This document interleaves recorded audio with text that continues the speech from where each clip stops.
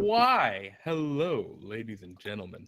Welcome to this fantastic episode of DnDTime Brews. I'm your host, Jeremy, and I'm joined by my co-host, the magnificent, the wonderful, the indefatigable, Pete. Jeremy, I have to say I'm very appreciative of you giving me that introduction because I always forget that we're doing the smooth jazz voices and then I don't come up with a cool title for myself. So you've really knocked it out of the park. I Jeremy, didn't need a title. you're a hero. Oh, Jeremy the hero. I like it. And for everyone here, we're gonna cut the voices for now.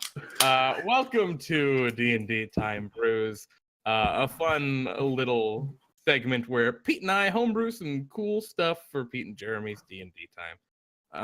We're still pretty new to this series, so bear with us as we iron out the kinks. But tonight we're gonna talk about some homebrew race options. Last time we hung out, we did a lot of brainstorming with the Twitch chat. That went super well. And I think we're ready to kind of bang out a couple tonight. Get a couple of these races hopefully ready to play. Hello, chat. How are you? Wow, wait, who's flattering? I'm confused. I think you were flattering of me. I am brain dead at the moment, but that's fine. How about you, Pete? How you doing? Just doing pretty good. I got myself, Mr. Plunder, drinking some tasty delirium tremens. I got myself a Aloha Traveler pineapple shandy, which isn't that good. I do not recommend. You can drink one, you can't drink more. Just saw any water. I don't have a nice drink tonight. Sorry, y'all. I forgot to get any more soda. Got my booze, but nothing to cut it with. And I'm not just drinking straight rum on this stream. This is not our drunk stream. We don't have one of those. Maybe someday, not tonight. But not today. Good to see everyone coming out, hanging out, drink reviews. I would be into it. I love Plunder. Sounds horrible. Plunder. Yeah. How y'all doing today, chat? Y'all having a good week? Did you have a good weekend? It's really pretty much over at this point. This is the climax of the weekend. It's DnDTime Brews tonight. Be a delicious climax to your week. I'm gonna stop. Oh boy. So yeah, I think the first thing we're gonna talk about. I think we want to get maybe like two in a really good spot. We're gonna be. Oh my God, the spectator just went off. It's not supposed to do that, but you know what? Spectator to talk to you guys in chat. Spectator, it grows a little bit more sentient each week, and sometimes he just wants to show you how much he loves you. No rum, blast for Jeremy. Nice. 10 out of 10 portmanteau. I dig it. Flannel Pug, that's the best way to go watch a stream. You just gotta fill up on some delicious food, sit back, and relax. So we're gonna talk about the Bunnyfolk today, and then we'll probably also talk about the plant people a little bit. There's no way we're gonna get through this stream and not have the bunny people good to go. But yeah, bunny people should be pretty reasonable. Be a little more interesting, right? Because there's a lot of cool ideas we have with them, like bioluminescence and some cool stuff like that. So maybe we'll see. We might even do a subclass thing for plant people, which we haven't been decided on yet. So maybe they'll be we'll finish the base part possibly, and then do subclasses another time. Or sub races. But yeah, we'll see. Sub races. But for starters, I think what we're going to do is kind of go through some of the existing races and kind of talk about which ones we wanted to use as templates and which ones we're kind of really going to focus on to help us balance the new races we create. Was the plan, right, Jeremy? Yeah. So, I think the first thing that we kind of come to the realization of when we're looking at races is that this is going to sound wrong. Not all races are equal. Jesus. Not all of the races that you can choose from in 5th edition Dungeons and Dragons have the same level of power. And so when some of them are very clearly overtuned. They're a little over the top, and some of them are very clearly undertuned.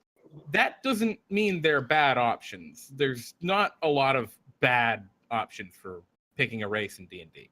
But yes, Bionic Shiba, I did say that exact phrase. Not that there are any like bad choices. Not like, oh, you picked a gnome. You're bad at Dungeons and Dragons. Actually, gnomes are really good, but that's unrelated. The point is, we want to take that more middle ground, right? When we're making a new race, we want to base it off of what is shown to work. When we're building like classes, we build from like the player's handbook options, but because races are much more simple, we're kind of building from the whole pool of different choices, because like there are certain things in the player's handbook that just didn't work. A great example is the Dragonborn, and we'll get to him shortly. Yeah, for now, I think what I'm going to do is I made a little spreadsheet. So I don't know if I'm going to jump over to it now. Is that going to pop up on screen? Yeah, it should be on the screen now. Cool. It is probably so freakishly small that there's no way you can read it. So I'm going to ruin everything and bump up that size so that hopefully there is some chance that it can be read, and then we can increase the God. All right. There we go. So now I think you all can read it now. Pete, this is the size we're going to be working with. So fine by me. Hopefully you guys can read it. Let me know if you can't in the chat. Races of plant people based on flowering, root growing, and fungal. Actually, sorry, before we jump into the races, I'm totally with you, D-Forgotten. That's one of the things I'm super excited about with the plant people, right? I want those like bioluminescent fungus people, but then we also want like the flower people and whatever. Maybe some tree boys. Yeah, maybe like woodwoads or vegepygmy options. So yeah, anyway. This little spreadsheet here contains basically all of the races, and it has their vision, which is either going to be dark vision or better dark vision or no dark vision. It's one of those three. Their speeds, which these are pretty much the stats I think are relevant to like balancing a race. I don't think its size really matters too much, because there are pros and cons for small versus medium, and nothing is ever large. And yeah, so things like age and alignment, that's all just flavor. Exactly. Those don't come into account at all when we're kind of balancing these things. That's purely what we feel is appropriate. So the Aarakocra is kind of our quintessential flying option. They are one of the only races that has kind of flight intrinsically. And is there another race that has it? I know some races get like abilities that let them like fly for a short time, like the Aasimar. Is there another one that just has flight? I don't think so. I think the Aarakocra is our only real shot here. We'll run into it later. Race of dumb element. Excuse me. So yeah, Aarakocra is kind of our quintessential flyer, and we need to keep these guys as kind of on our template list, because, well, we're going to make a flying class or a flying race. These are what we're going to look at. Yes, Blood Deuce, you're right. There's a tiefling variant with flight. But that was from the Sword Coast Adventurers guide, I think. And I think being a variant kind of in its own right, we're probably not going to... I don't have it on this list, so I don't think we're going to use it as part of the demo. But you're right, there is that other one. Our next option is kind of... So go ahead, Pete. Oh, nothing. I was just saying, sniped with that call on the tiefling variant. Yeah, I knew there was something. I just couldn't put my finger on it. The next one is the Aasimar. I've only pulled the Protector Aasimar up because I don't think we really need all of them. The Protector Aasimar is one of those... The Aasimars in general, I think, are one of those races that's a little overtuned. They have a lot of good stuff.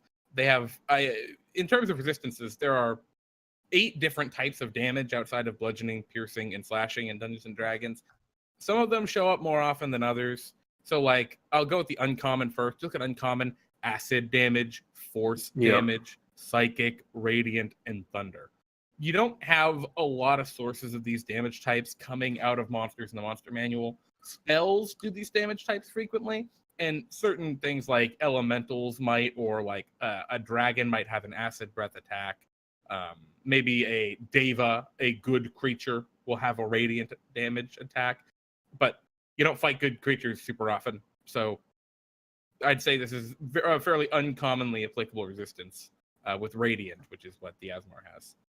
They also have necrotic, but they also have necrotic. Common resistances. A lot of things do necrotic damage.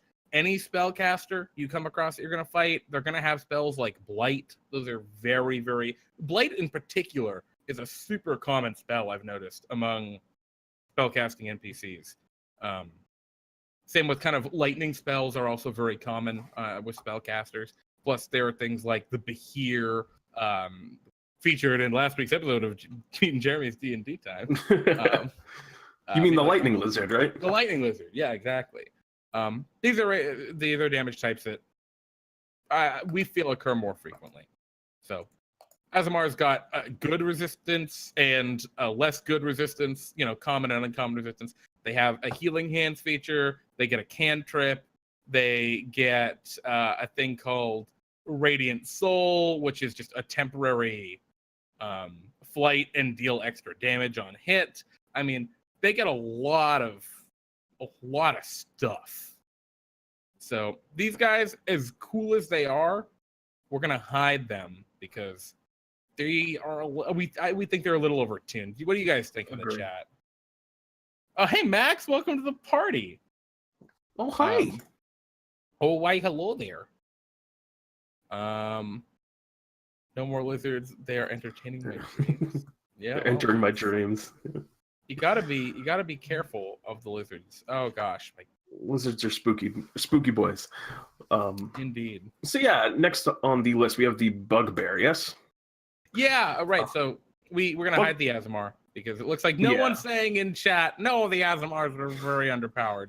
So cool. Bugbear's also, I think, a little bit on the strong side myself. That long limb feature really weird, right? Yeah. They got dark vision. They have the 30 feet. Just a second, Pete. I gotta say hello, Daniel 20012345. Welcome to the stream. Oh, hello, welcome. But yeah, they've got a feature long limbed, which god, I don't know why I showed breath weapon. What? Anyway, it gives them reach, powerful build, lets them pick things up. Why is it showing me a breath weapon for them when I click on them? They're also a little funky because they have like the surprise attack and the sneaky, but their kit kind of influences you to want to build them as like a kind of a beefy bruiser type that doesn't sneak. Well, regardless of the strength bonus aspect, right?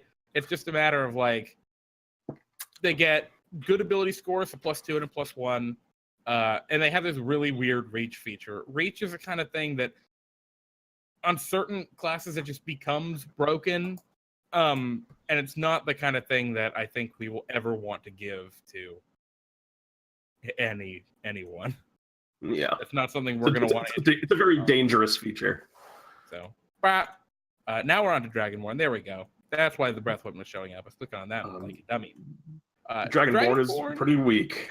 Yeah, Dragonborn is one of those races that we think is a little weak, and the reason for that, it's interesting. They get a good ability scores, +2 and +1, fine speed. They don't have dark vision, which is a pretty serious drawback sometimes, and their breath weapon feature. In this breath weapon, they go through a whole bunch of detail about like how it works mechanically, but all they did here was just say they could have just said you can cast the spell Burning Hands, but its damage type changes based on what kind of dragon you are, and that's it, and it would have been fine. I mean, the way they kind of set it up makes it seem cooler than it is, which I guess is good in a sense, but it's just not as powerful as a lot of the other options. I mean, it's just that it starts out as 2d6 if... Yeah, exactly. It only starts out as 2d6, so it's worse than a level 1 spell.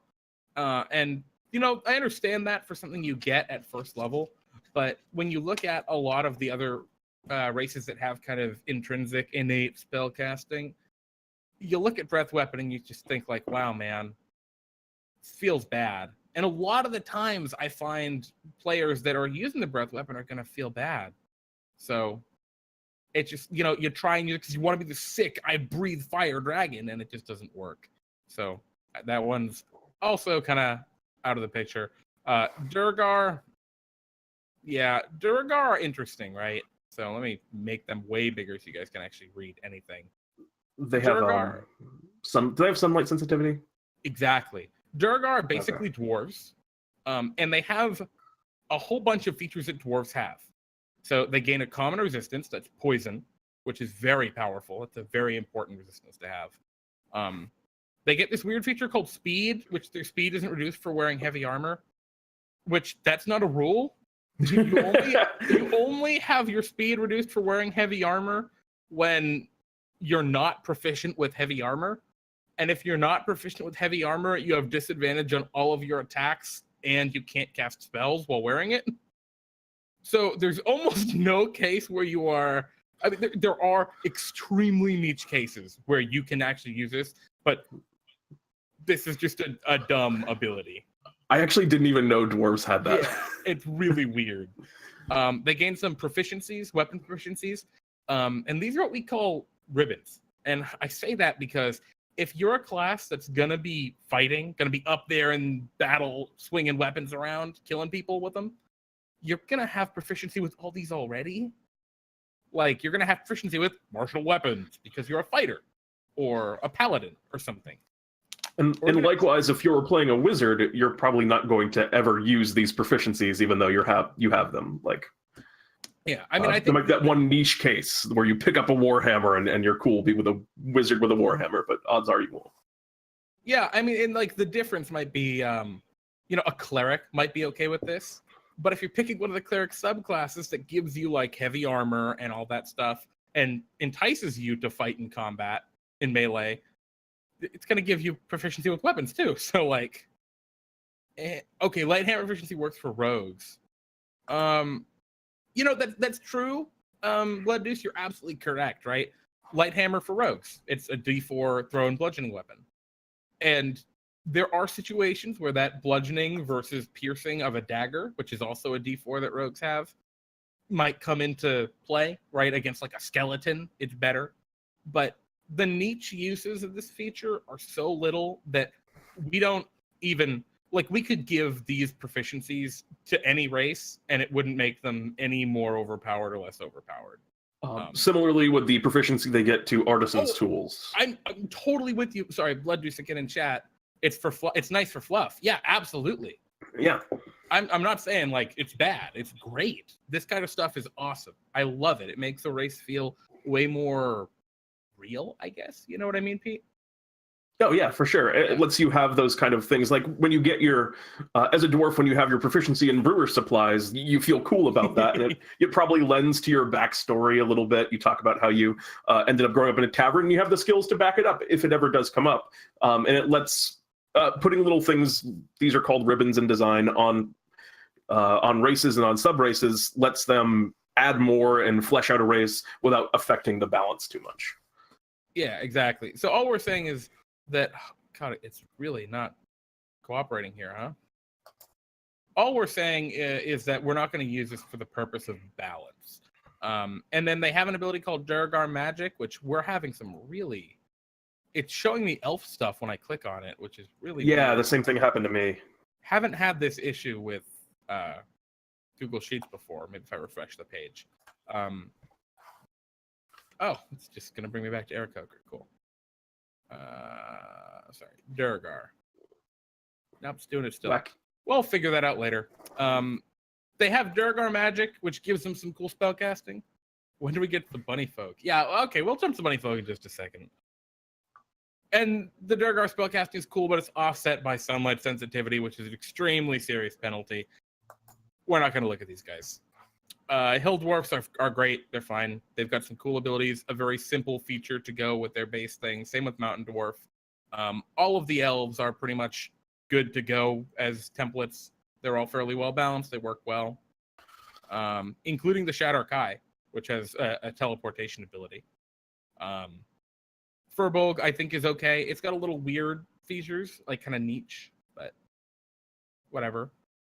Same kind of goes for this Water Gensai, which is a swim speed and some other interesting features. And yeah, we can go through the rest of these at another point, I think. I don't know. Is there anything else we really want to rule out, Pete, do you think? We were talking about ruling out the Deep Gnome because we're probably not going to use that dark vision. The Deep Gnome's feature is just I have 120 feet of dark vision, which definitely want to rule out the orc. Oh yeah, yep. Orcs are bad because orcs get a -2 for no real reason and aren't any stronger because of it. Which we just both really don't like the -2. The minus design philosophy prevents you from playing, like, for example, if you wanted to make your orc wizard, it's like almost impossible because you get this huge downside to intelligence. It just makes you worse at the thing. It should, just kind of should be able to play the game the way you want to and not be like kind of shoehorned in. Yeah, exactly. It's kind of like they're deciding what you are before, like anyway, we don't like it. We're going to put that forward. Little Pug, I'm with you. I love Team Firbolg. I love the Firbolg. It's just the Firbolg is so like unique in its own design, right? That I don't think it's the kind of thing we can use as a template here. In the same regard, go ahead. I was going to say, in the same regard, do you want to cut out the Kobold? The Kobold is, ooh, man. There's a lot going on in the Kobold. Yeah. The Kobold does some stuff that's very, very gamey that we're more interested in building cool, unique, and flavorful options than necessarily powerful ones. Kobold is on that precipice of way too strong. And I think there are more that we could go through and kind of get rid of, but I think that's adequate for us to get going on to the... Yeah, that we can get on to what we came here to do, which is look at the Bunnyfolk. Oh, whoops. Boop. We'll jump over to that other tab in a second. Pay no attention to the man behind the curtain. So when we talked about this the other week, what was it, 3 weeks ago now? It's been a while. We came up with a whole bunch of ideas. Bun for names, Bun, Bunnyfolk, Bunkins, Rabbitkin, and Lagomorph, which I believe is the kind of scientifically accurate option, right, Pete? Yes. I think Forgotten one in chat mentioned that. I like, personally, of the two that I would like to go with would be either Bunnyfolk or Rabbitfolk. And also, tell us what you guys think. Like, since you'll be playing these also, what do you want them to be called? I would personally want to shy away from Bun Buns because I think, as funny as it is, there's a lot of people that would probably dislike playing something called a Bun Bun. It's cute, but we want it to feel like a race that exists in the world. Like, I don't know. Yeah. I just find it hard to think of like, yes, just someone just walking down the street. Oh, look, a Bun Bun, Yes. It might feel diminutive a little bit for some people, just being that nicknamey kind of vibe. Yeah, and we got Forgotten one out there saying Lagomorph is a good name. I'm with you, but my problem with Lagomorph is it sounds almost too science fiction-y. Obviously, like, it's scientifically correct, which is why, but it feels almost too, like, I don't know. No, I'm with you. Also, it doesn't sound cute. It's like on the opposite scale of Bun Buns. I think it's just like it's almost too rote mechanical, like too clinical for I personally am a big fan of Bunnyfolk. I don't know if you guys care or not. We can jump to it another time if we want. If you guys feel strongly, let us know and we can work around it. So for now, we're going to look at the Bunnyfolk, and then maybe we can swap back to one of the other guys. I don't want Bunkins because that's the same idea. It's just too, like, Harriets. Like Bunnykin I would be okay with, or Rabbitkin, as in, like, Yeah. kin with rabbit, but not like bumpkins. So yeah, some of the stuff that we brainstormed last time for the Bunnyfolk, we kind of sourced chat and got a bunch of ideas for different abilities that they would have. Me and Jeremy were talking about it a little bit beforehand, and we have a pretty fair idea of the direction we want to go. We can't obviously get like everything that we talked about in, or we'd end up with a monstrously powerful thing. Naturally, but we're going to try and get as much of like the flavor in, and let us know what you guys think is really important. But the first thing that we have on the list here, the first thing kind of everyone thought of was the Bunnyfolk should be able to hop to have some kind of improvement to their jumping ability, which is kind of what we were discussing as maybe being one of the core features of the class. We talked about, for their ability score increases, probably Dex, because they're so agile, they dart around so quickly. Maybe Charisma as a second bonus because of how cute they are, but that was kind of still undecided. The possibility of them having dark vision or some kind of enhanced hearing to represent their animal senses. The innate spellcasting cuteness, maybe the friend spell or something like that. We definitely want to try and get something in to get that cuteness across in the kit somewhere. The chomp, they got the big buck teeth, so maybe something there. Some kind of kick, maybe they move a little bit faster was one of the ideas. They have an easier time hiding was a possibility. Something to do with carrots. I think that was something I said offhandedly, but I don't know how that would fit in or what they would have. But something to do with carrots, maybe.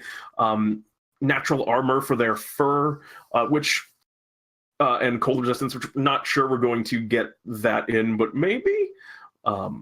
And then that they eat plant people was something that people were very into. So already I'm seeing a bit of stuff in chat from Max Meister. So Max, I'm seeing you're saying that like maybe they could cast jump on other characters without required verbal or components, or not on other characters, on themselves. Targeting themselves.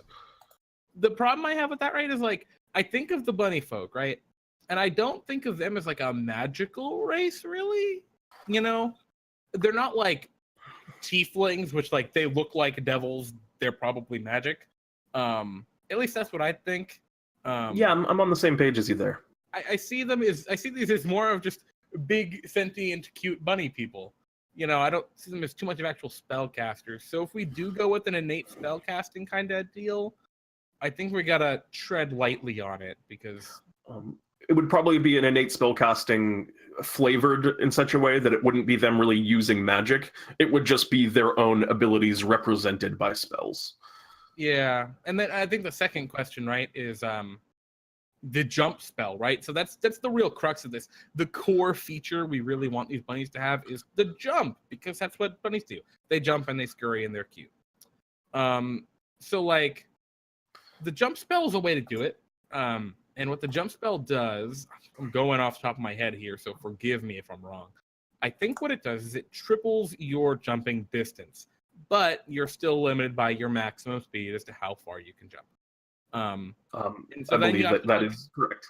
The reason I don't like that for this specifically is because, okay, you look at the jump spell, so you pick the Bunnyfolk race, and you're like, I just want to be a cute bunny, and I want to jump around. And you look at your spell, and you're like, okay, I get the jump spell. Cool. You open up your book, you look at what jump does, and jump says, it triples your jump speed. And you're like, cool, what the hell is my jump speed? And so then you go and look up the rule for jump distance. It's like, oh, if I have a running jump versus a standing jump versus blah, blah, blah, blah, blah, blah, blah, and it goes crazy. Yes. What might be a different kind of deal is, I think, maybe I'm wrong, tell me guys in chat if you disagree. But I think what might be a cool way of doing this is just to give it a distance that it can jump, right? Just say that a Bunnyfolk can jump up to half its speed without requiring a running start, right? Just say that's just its feature. It can long jump or high jump up to half its speed. Which is going to be about 15 feet. Mm-hmm. Maybe that's too short. I don't know. What can a creature normally jump? Do we have the jump? I have the jump. A creature is can long jump with a running distance equal to their strength. And I believe the high jump is equal to the modifier plus something. Yes, it's 3 plus a strength modifier. Yes. So the high jump normally caps at about 8 feet, which is still absurd. Like, it's still crazy. 8 foot vertical leap is. And the long jump caps at around 20 feet if you have a maxed out strength. Mhm. I say maxed out, but maxed out meaning like, a 20 is what I'm getting at. Bleh. So basically, this jump ability that I've kind of proposed, right, would be useless on a strength-based character, but Bunnyfolk might not be strength-based. Unlikely to be strength-based. For horizontal distance, but great for vertical distance no matter what. So, I don't know.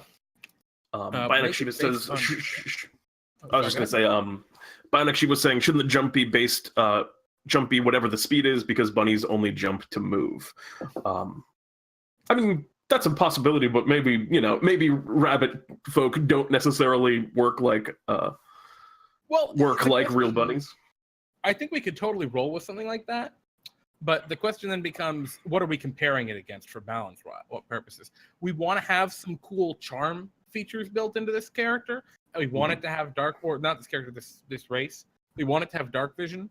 And so jumping back to our race data spreadsheet, we'd basically be giving it like flight like the Aarakocra, but it has to land. Yes. And rabbits can run. I'm with you, Flannelpug. Yeah. Which not as it wouldn't be quite as powerful as flight, but flight is very powerful. That is, and that basically defines the entire race. So if we wanted to do that, it wouldn't be quite as big on the bunnykin if it was just kind of like this landing jump, but in most kind of practical circumstances, that much jump distance would be actually pretty similar to flight. I mean, you wouldn't have the ability to go over air, but in terms of like traversing obstacles and things like that, it would probably work out the same most of the time. Plus, at some point in the future, right, we want to take a look at the grung, which are the frog subrace, and the grungs thing is going to be jumping. Like, that is also going to be their main shtick. So we have to consider, like, our design space in the future. If we just make it your full speed, it might get a little dicey with, like, well, then what the hell do we do with the grung in the future? But I think that's up for debate, right? That's something we can all talk about. Maybe some sort of AC penalty. I don't know. I don't like flat penalties to things, especially when it's kind of like your racial thing. If you're supposed to be good at jumping, why would you have a penalty after doing it? Yeah, on the whole, I like to stay away from penalties personally, just because, and it just moves that you just want your moves to just feel good always. Well, you know what? This is a little bit of a dicey topic, right? How we're going to implement jumping specifically. Let's start with the ability scores. So I'm going to jump over to my little race template. I threw this together earlier. And I'm just going to go Bunnyfolk. We don't have any subrace. And no subrace. Talk about these ability scores. We decided 100%. It seems like Dex for sure. And then what are we going to do for the second one? Charisma was thrown out there. Does anyone else have any ideas? My own first thought is charisma is pretty good. I also kind of like a possibility of strength because they are, animals. Yeah. I could see. I don't know. Good. What is you have developed the bunnies in terms of world building, Jeremy, the most, as you ran the Adrian says +1 strength and +1 chow, like a half elf. We could. That's interesting to consider. That's something we could do. Yeah, we'd have to kind of take that out elsewhere in the character. It's interesting, right? Because you look at the half elf and the half elf gets +4 to stats, and it gets like a few ribbons that the elf gets. One of which is like an actual good feature, which is I think advantage against charm.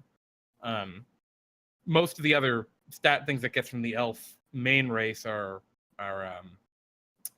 real ribbons. And then you get a couple of 2 skills. skills. So like, don't get me wrong, a half elf's wicked good. It's just at this point, if we did that and then we gave it a jump, I don't think we'd be able to give it anything else.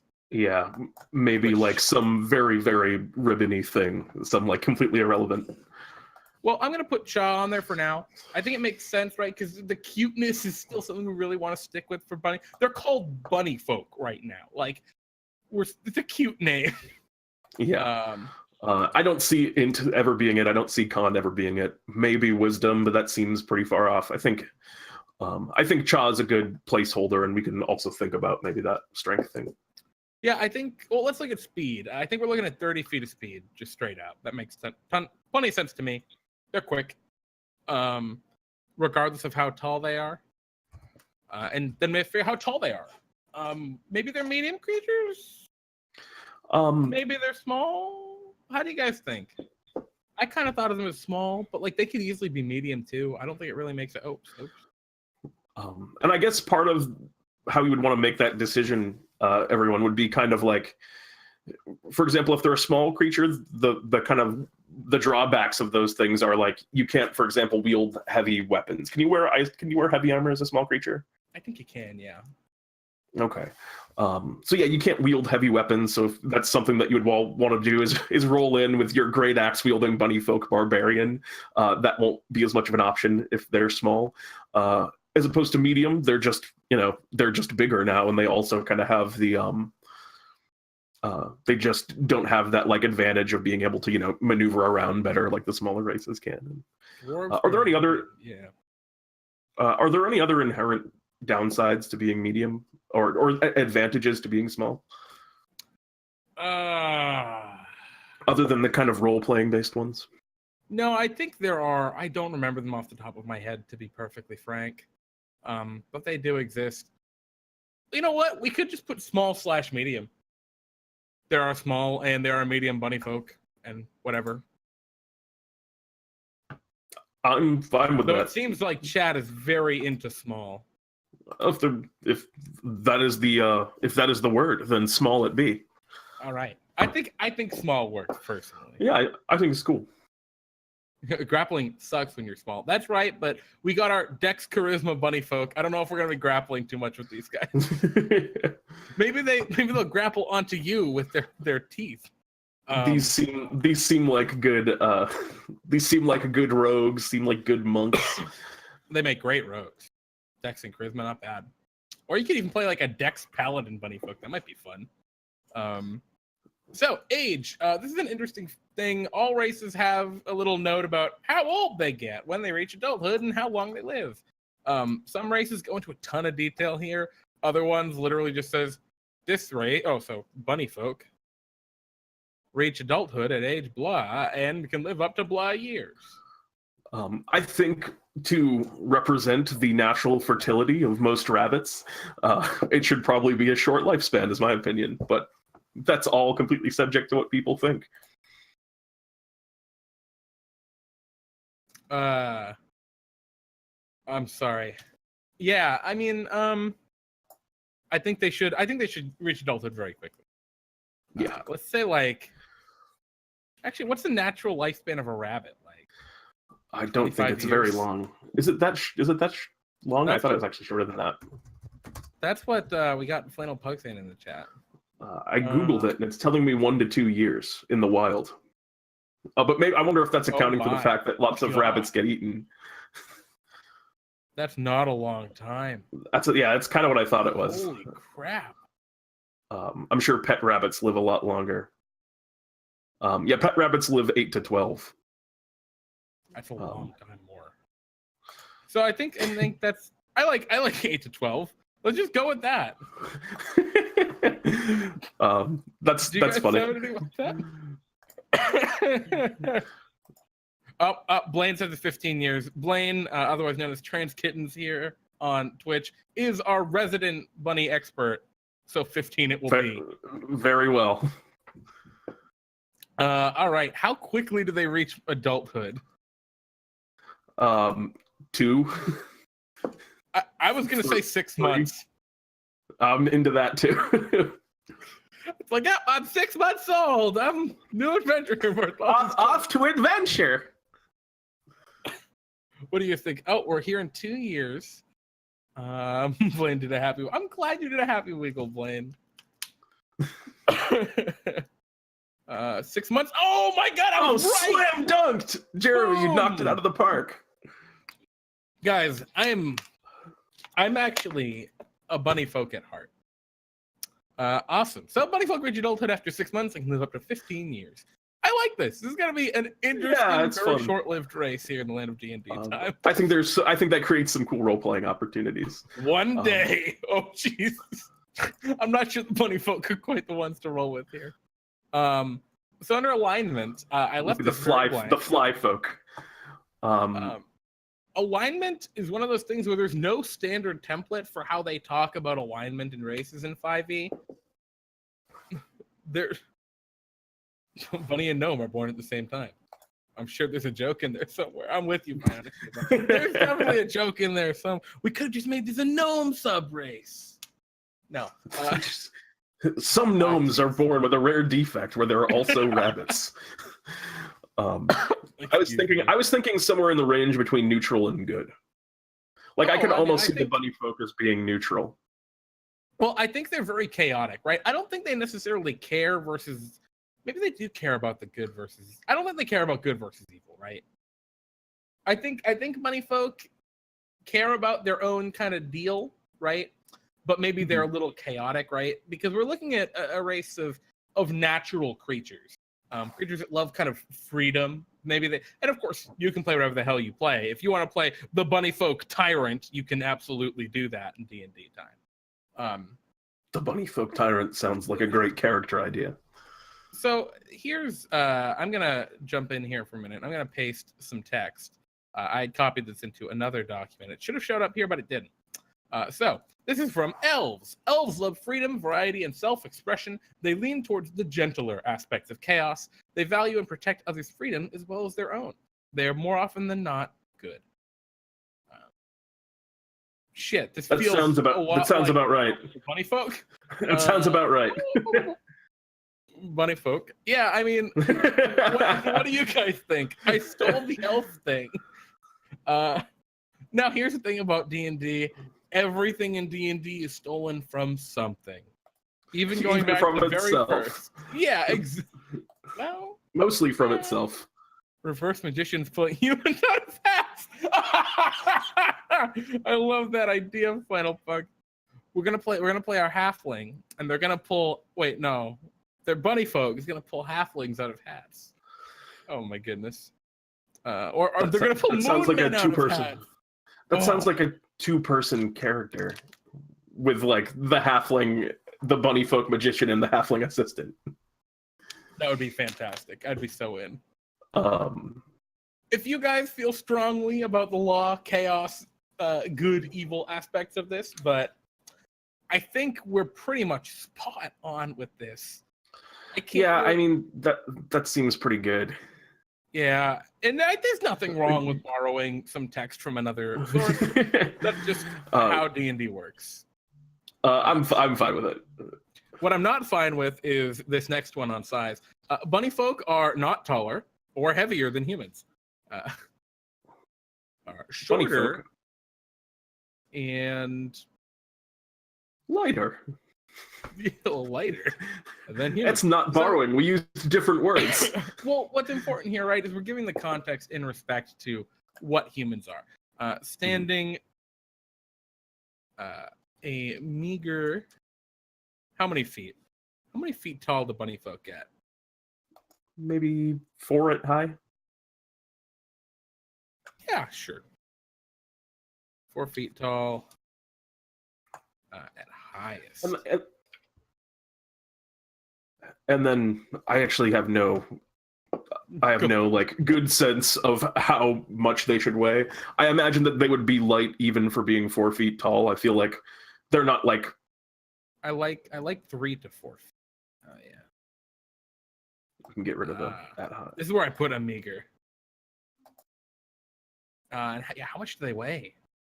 They gotta weigh very little. Oh, but the encumbrance rules, guys. Blood Deuce, you're right. Who uses encumbrance rules? We don't. And we're building this for D&D time, so it really doesn't matter. But D Forgotten did call out the small creatures have a penalty on how much they can carry. So good snipe there. Fair point. Maybe like 25 pounds. They weigh as much as a large, like a very fat at. 35. That seems too light. Yeah, maybe closer to 30 or 45. Right. I'm with you on that. Your size is small. Boop. I don't know what that boop sound was, guys, but we booped. Cool. Dark vision. We give them 60 feet of dark vision. They are Underdark creatures. There's no need to give them superior dark vision. That's just going to create a huge strain as to what other abilities we can give them. And then the question is like, oh, do they have sunlight sensitivity? No, I don't. They're bunnies. They're fine. That makes sense. Yeah, I like that Blood Deuce, a base of like 30, and then you roll dice to see how much more they weigh. I'm down with that. We're just gonna put the 35 in for now, and maybe if we come up with like an addition for that table. Yeah, Flannel, we had tunneling abilities on our list. The reason I think we've stepped away from those is the ability to move, right, is so impactful in Dungeons and Dragons, and tunneling is just so impactful that, like, yeah, we don't really have a template for that either. There's no other race that has been given the ability to burrow. Monster, it's like a monster ability, and usually it's like it's good as a DM to be able to use it for kind of story reasons, but it's so easy to kind of break things once you give something a tunneling feature. Really bad tunneling. If we were going to be doing something with tunneling, I'd rather give them the ability to tunnel a very specific thing, like once a day, like make a hole. During a short rest, blah, blah, tunnel hole. Or tunnel small burrow that can fit X them small creatures. There we go. I think we can do that. We can put something in there.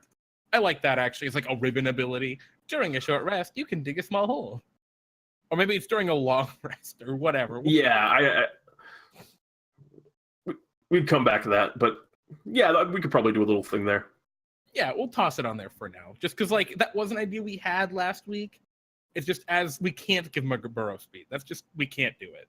It's just not going to work. Keen hearing. That's another interesting one. Keen hearing is... It's a kind of thing that it's mostly just monsters that have it, and beasts. We could use it. Anyway, let's. I think we might want to do the jump feature now, because that's what we end up deciding on there will determine a lot of how much power we put elsewhere. I agree. So let's talk about the jump feature. So we got the dark vision out of the way. We got the dex. We don't have the innate cuteness. Why am I bolding everything? We're gonna unbold those. I think that kind of what you recommended with the half movement jump is, if nothing else, like, it's a good template. I like the idea of not using the triple jump distance because it's a pain, and instead just putting a flat number on. I don't know if like necessarily half is what we want to do, but I think that's a great kind of formula to start with. What we could do that might be really cool is, what if we give them full jump distance horizontally and half vertical? That's not too overly complicated, and it still gives us some room for when we do the grung later, where we want like a full height jump. Oh god, cute little paws or terrifying hands. I'm really hoping it's cute little paws. That's up to you and your character description. Oh boy. All right, so okay, we're not going to need this table. I put the table in here as a template, but we're not going to. Gosh. I think that's a pretty cool idea, Jeremy. That was nicely done. Breaking it up into the vertical and horizontal. I'm pretty clever like that, Pete. I'm all about that elegant game design. That's all I care about. Nothing else. It's not about fun. It's anyway. Your let's see. Using your movement, you can jump up to 30 feet. Oh. Horizontal. I don't know if we mentioned this. Reflected said you could do like a proficiency in perception to represent the keen hearing. Ooh, Something like to, yeah, I think that's pretty good. It's something to consider. So 15 feet vertically. Now, do we want to make it or 15 feet vertically without requiring a running jump, a running start? You do not. No, when you leap vertically, you ignore the first 10 feet of fall damage. Nice. That's an important thing I think to put in there, because it's like, I jump 15 feet in the air, I fall and die. Like, that's actually what happens. And we can maybe come up with a more eloquent way to put that. Where you get the idea in your head now, like, I'm free. He was only 6 months old. What a shame. What a shame. He should have gained another hit point before he did that. We can definitely come up with a more eloquent way of putting that, but I think that's going to work perfectly for now. The question is, do we want 30 and 15 feet or half your speed and your speed? Do we do it loud or quietly? I think it's. I mean, I don't know if we want to get that granularly. Yeah. Yeah, I don't think it's any. I don't think it's super loud, but it's not like silent either, right? Yeah, I think it just depends on how hard you're trying to stealth. I think that would just play back into. Yeah, like how rabbit, you decided. A Bunnyfolk jumping around in plate armor is going to be a lot different than a Bunnyfolk rogue with like a stealth bonus of +11 leaping around. You know, one of those is going to be stealthy when he's jumping, the other one's not. I don't think we need to take that into the race. The Aarakocra have a restriction on their flight that doesn't allow you to use it if you're wearing medium or heavy armor. Do you feel that that's something that? Yeah. Do you feel that that's something that you would have to do? That we would have to do here? No, and the reason I think that, because I'm one prone, nah, I don't want. I don't like putting penalties on things, Adrian. I don't think. I agree. And that's actually part of the thing I'm thinking about here with the heavy armor. I think, and I might be wrong, but looking at the Aarakocra, it's got a fly speed of 50 feet. It can just fly up into the air. A lot of enemies can't even attack it up there.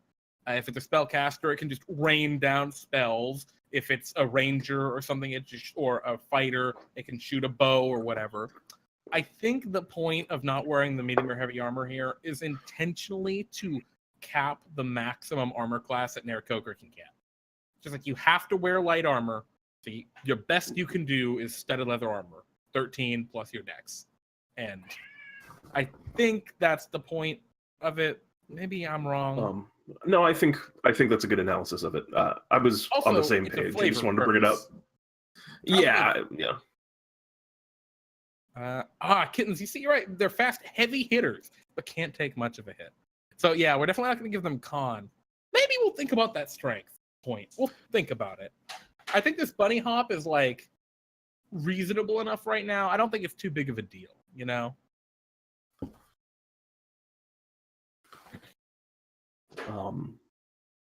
Yeah, I think that this is we gave them dark vision. I think they can fit one more kind of low power level ability in addition to the bunny hop and the dark vision.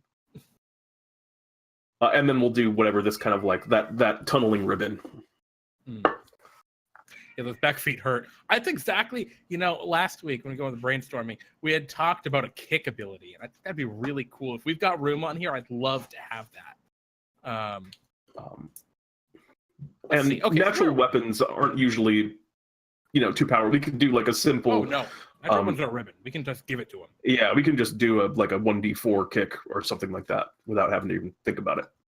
Yeah, I mean, there's actually we could even give him like a d6 kick, and that should be fine. So I'm rearranging these alphabetically because that's how they're supposed to be. They don't have damage resistance or draconic ancestry, because my draconic ancestry bunny man. Yeah, actually, I was looking at that, Adrian. You talked about the lizard folk there. The lizard folk have like a bite ability. It might be cool to have like a kick ability that like once per rest as a bonus action they can kick real hard. That might be neat.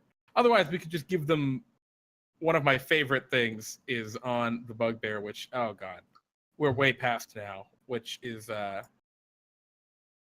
Powerful. It's called powerful arms. Or long. Or I think it's called powerful build. The powerful arms came from that homebrew gorilla I made. Yeah, that was from that homebrew gorilla, which is just a funny meme in our home play group.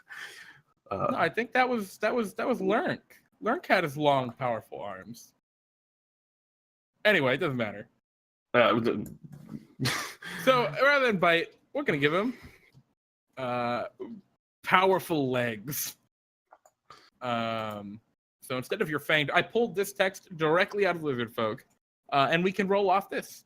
So your instead of fanged maw, your legs are powerful natural weapons, which can be used to make unarmed strikes. If you hit, you deal a bludgeoning damage equal to 1d6 plus your I think their strength really it doesn't come from how strong necessarily they are, maybe, but how fast it seems strength is, I don't know, it seems like strength would still be appropriate for this to me. Because I mean the dex ability is kind of like the only reason monks can do that is because that's like where they punch, I think, is like the important thing on like the dex based. Yeah, I guess it's fair. Then my next question, right? Blood Deuce is saying dex. I'm with you, Blood Deuce. But if we're gonna do strength, then I think we should give them a racial strength. Like, it's weird to give them a feature later on that is saying this is strong, but then not give them the strength point. I can get behind that. So are we nixing Cha for strength, or? I guess there's also the problem with that though, is then I don't know what we have room to do for the cuteness of the Bunnyfolk. Well, the powerful legs are a ribbon, right? We're not counting those against our Ooh, that's interesting. Treat it like a finesse weapon? Huh. Well, I think he was saying like give them a finesse weapon, like as a proficiency.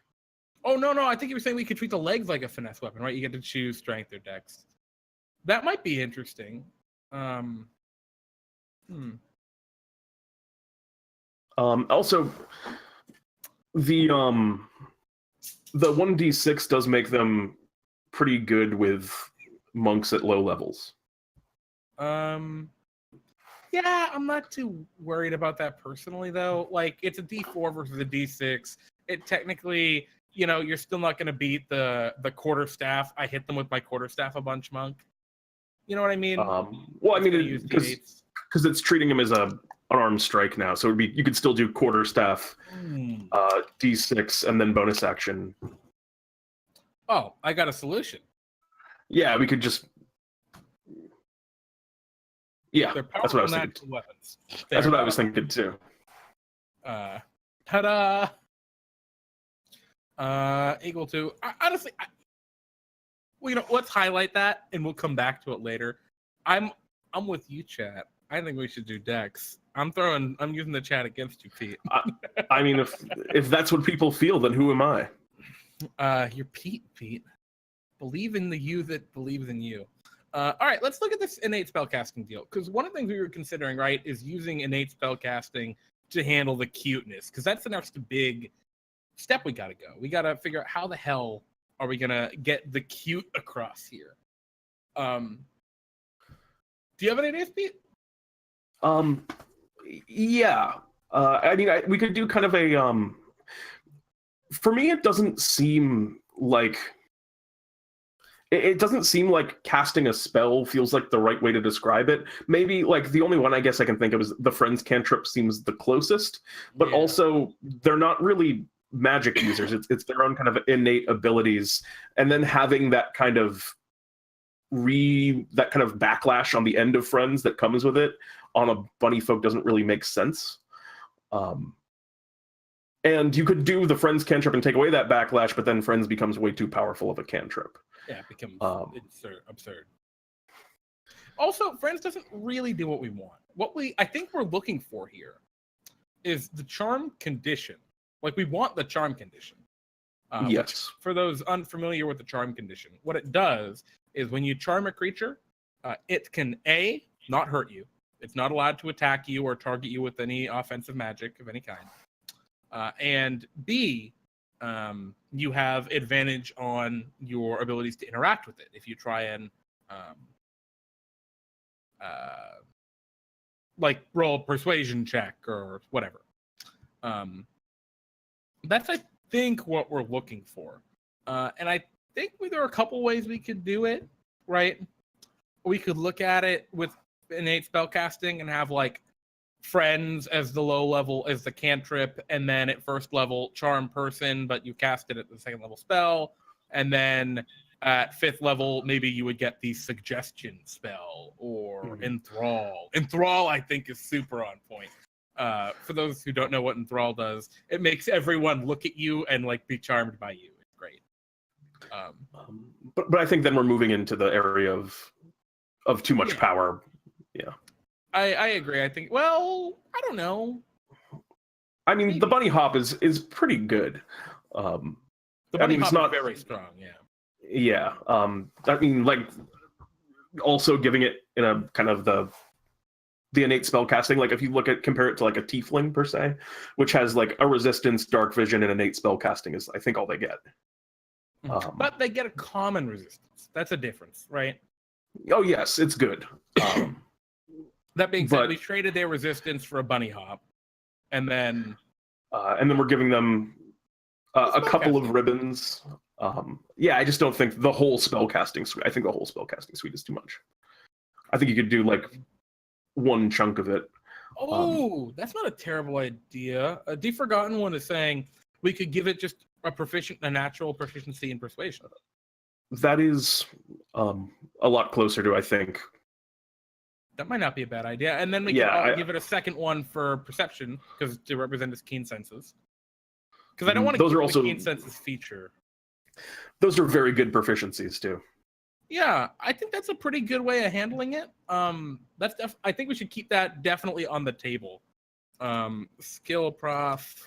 And I like that more because when you kind of describe that natural cuteness and you make it into a spellcasting feature, it feels like the fact that you can use charm person once a day is gated. That feels a little weird because they're not like, they don't stop being cute, you know? Exactly. That's another reason I didn't like the jump spell, is because it's not like it's magic that's helping them jump. It's they're fucking bunnies. They can just jump around. It's kind of like, they're cute. They're just cute. Yeah. There's no magic. It's not, we're temporarily cute. And even though I think it makes sense to put them on one ability, I feel like you want to do...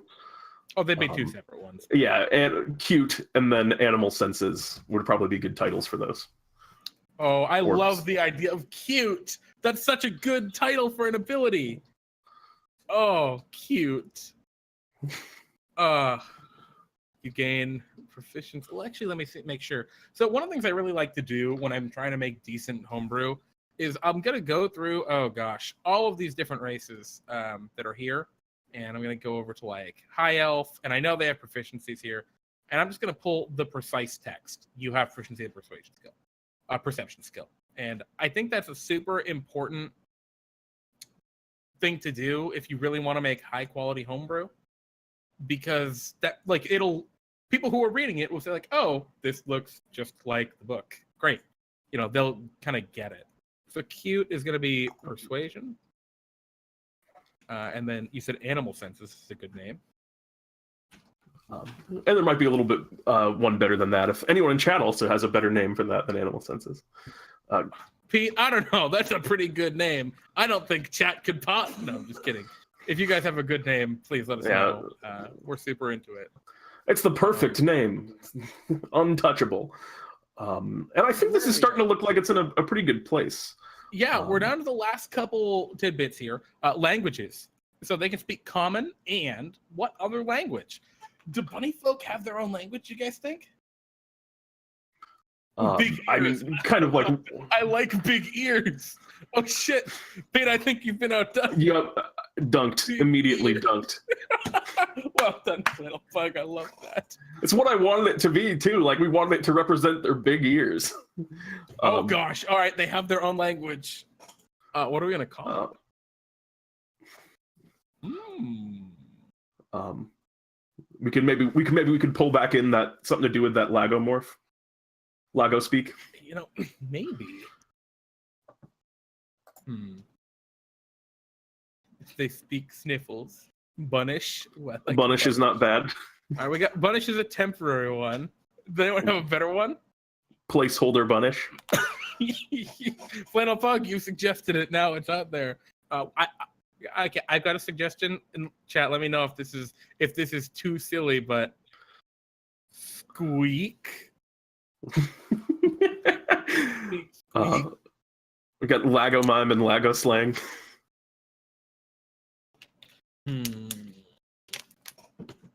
Lagomime. Lagomorph with Pantomime.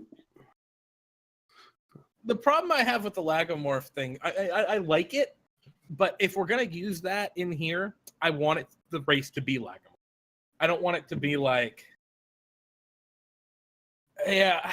I just feel like there'd be that kind of weird disconnect. I kind of like Bunnish. Thumbanies. Jesus. Oh, I love this. This is my favorite part. We can come back to that. If you guys can come up with an awesome name for it, I'm in. But I think I'm into Bunnish. Plantfolk, you have made a mistake. We have taken advantage of your silly suggestion. So we're looking at. Let's just call it Dex. If people want Dex, I'm chill with that. I'm just gonna switch it over. All right, sure. I mean, it's also, yeah, or Dex or Strength. Yeah. Well, like you were saying before, if you wanted the Strength, you wanted it to be represented on the ability score, which I think Charisma fits better. Yeah, I'm with you. Okay. So boop. We'll call it Dex. I'm happy with that. Hair Bunyan. Oh, no. Oh, looks like my cat's being terrible. Sorry, everyone. He disagrees, though. All right, so our last thing that we haven't really done anything with is this making like a little burrow during a rest. Basically, in terms of the mechanical implications of it, they would be able to make a small burrow to go into while on a long rest. Long resting, the way it works is it takes 8 hours to do a long rest, and you have to spend, I believe, 7 of those hours actually like asleep or actively resting. So you could say that this takes an hour to make the actual thing, and then you're in it, which would make you, in a better kind of advantageous position if you're in harsh elements or if you're getting ambushed in the night. I don't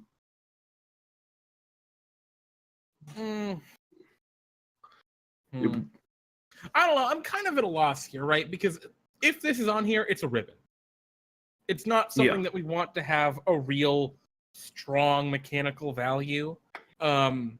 And because we're brewing this for D&D, like if this weren't for D&D time, if we were brewing this for just everyday use, we could say like over the course of a long rest, you can dig a small burrow to stay in. This burrow protects you from treacherous elements, giving you advantage on checks to resist their effects or something like that. And that'd be great. That'd be perfectly fine in any other game, but specifically in D&D time in the context of our game, right? Some of like the main places we visit, the frontier, the Big Rock Candy Mountains, even the Baradak to a lesser extent. These are like treacherous environments that we definitely could use those rules a lot more often, making this less of a ribbon and more of an actual like power of impactful feature. I don't know. I think it might just be better not to have it here. I mean, it certainly doesn't need it. Yeah, I think I'm happy with it as we stand here, and we're still looking at Bunish. So let's see.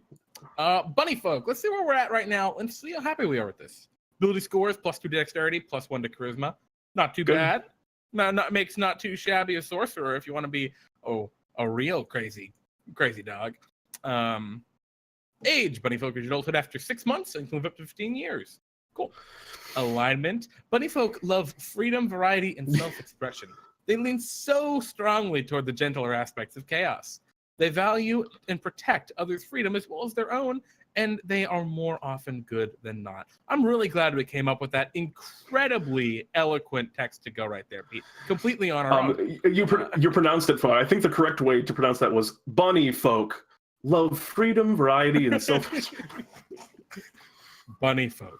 Anyway, Bunnyfolk are shorter and lighter than humans, stand 3 to 4 feet tall, at highest, and average a meager 35 pounds. Your size is small. Big ears. You have proficiency in the perception skill. Bunny hop. Using your movement, you can jump up to 30 feet horizontally or 15 feet vertically without requiring a running start. When you choose to leap vertically, you ignore the first 10 feet of fallen damage. Cute. You have proficiency in persuasion skill. Dark vision. You can see in dim light. Blah blah blah. We don't care about that. Powerful legs. You have powerful natural. Your legs are powerful natural weapons. If you hit with it, we don't want to change that text. You deal bludgeoning damage equal to 1d6 plus your dexterity modifier.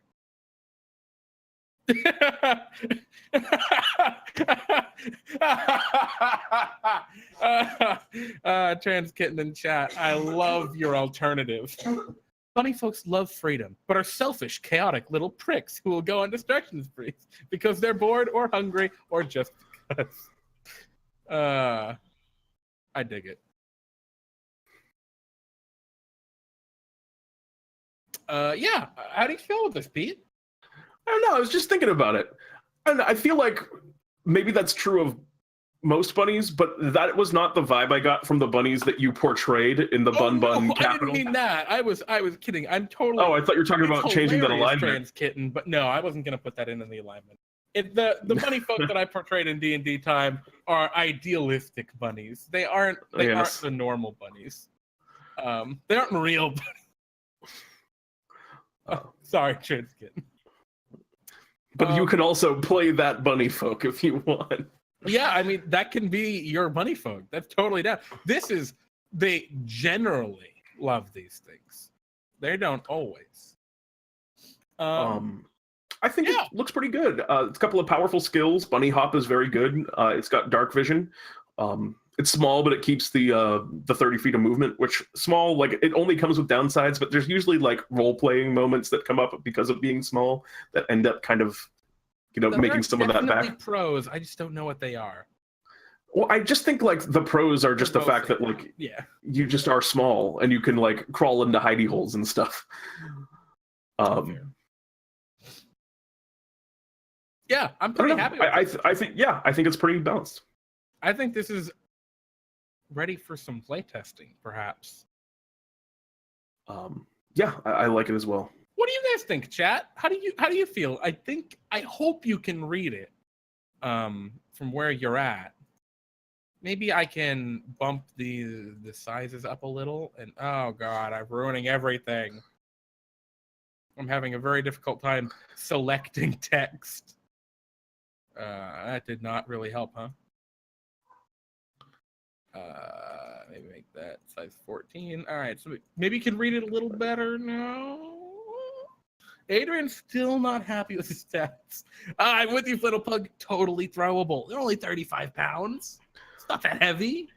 Adrian, if you're still not happy with the stats, I think the thing that you want is an additional +1 to strength, which I don't know if I would necessarily like. I don't think we need the additional power of also giving them a +1 to strength. But what I would be down, Jeremy, I don't know if you would want to consider doing, and then +1 to charisma or strength. I like that, actually. I don't mind that at all. That would be, I like that a lot. Oh, that's definitely not how that's supposed to go. Charster. I need to find out how the text is supposed to go with that. Do we have a race that has that in here? Boop, boop, boop, boop, boop. Not the way I wrote it. Yeah, I think Triton has text for that. So I'll look that up in a minute. Well, here's the thing, Adrian. What we could have done is we could have taken away its bunny hop, given it its 2 skills for its cuteness and its perception, and given it its powerful leg and given it a +1 and a +1. But that wouldn't have been fun, at least not for me. I'd rather have it have its bunny hop. I'd rather put some of its power into its features than just its abilities. It would have also ended up looking very similar to the half elf if we had gone that route. But yeah, I think it gets like a lot of the identity, and I think a lot of what's going to make the Bunnyfolk fun to play is that bunny hop. Choose strength or cha, and actually it's in the wrong order. And Flintlepug says weak characters can be fun, but also I don't actually think that this is a weak character. Yeah, I think it's actually a pretty strong character. I think this is on there actually. Yeah, right in the middle. I give that jump a lot of value, personally. Me as well. As someone who's played with an Aarakocra for a very long time and seen a lot of what flight can do, this is obviously a very toned back flight, but that kind of cases, there's not a difference. Yeah, that ability to just ignore environmental hazards. I leap up and jump onto the stalactite. Okay, all right, you're basically flying now. Great, Like, not working for yeah, Transkitten will have you back sooner or later. So hopefully sooner. Yeah, hopefully sooner. And I think we're ready to take the flavor off this Bunnish. Speak now, or forever hold your peace. The bunny language, Bunnish. Give them 1 minute to come up with something better than Bunnish. Well, we're gonna hold it then. We'll let it sit there, we'll let it stew, we'll let it brew. We'll be back to figure that out. If you have a better idea. Hair Bunyan, I don't know, man. I think I'm liking the Bunnish. I don't think it trumps Bunnish. Bunnish is just too bunny. It's like funny, but okay, I'll stop. All right. And if we're going with Bunnish, then and I think if we're going with Bunnish as the language, then Bunnyfolk is definitely the name of the race. We talked about the name a little bit too. Their language is 53.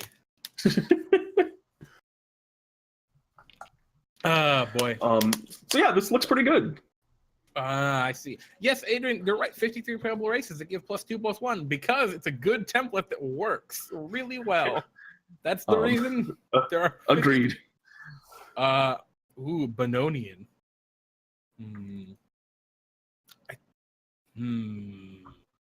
Benonian or Bunnish? I think I'm going with the Bunnish for now. We might change this if you guys come up with a great idea throughout the week.